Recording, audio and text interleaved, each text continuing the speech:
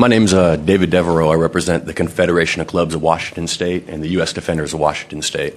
I'm here in support of HB 1333, which is a bill to address motorcycle profiling.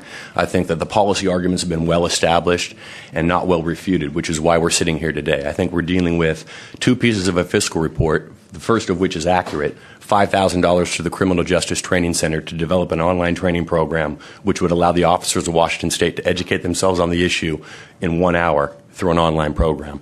The second part of the fiscal note, which I have extreme issues with, is a local government fiscal note. I think it's inappropriate and I think it's misleading.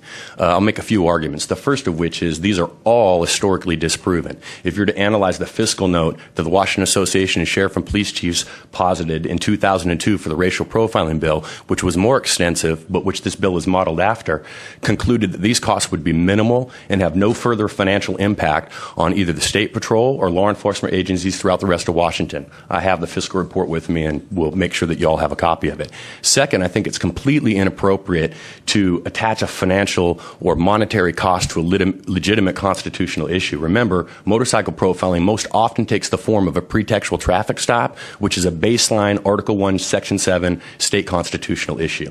Independent of that, I think it's telling to look at the individual agency fiscal report that was provided by the State Patrol, because it concluded that implementing this policy in the State Patrol, the largest agency we have, would have zero financial impact, and said that they could easily integrate it into current programs. I think that one of the things that is misleading about this is their calculation is based on 18,000 man-hours multiplied by what their average salary is, and they say that's how much it would cost to train each other. However, Washington Administrative Code in 2006 approved of 24 hours of mandatory in-service training for every officer in Washington, and clearly this could be integrated into that part of the policy procedures.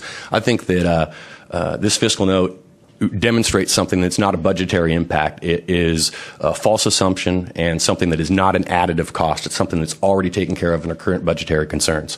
Like I said, the policy arguments have been well established. This bill passed 96-2 in the House of Representatives last year. It passed out of the Judiciary Committee in the Senate.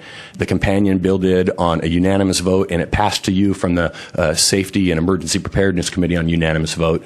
I would like to see this bill move. Time is ready. If outrage was your only measurement, you'd make a great legislator. We get mad at fiscal notes all the time. We're always mad at fiscal notes. Thank you very much for your testimony.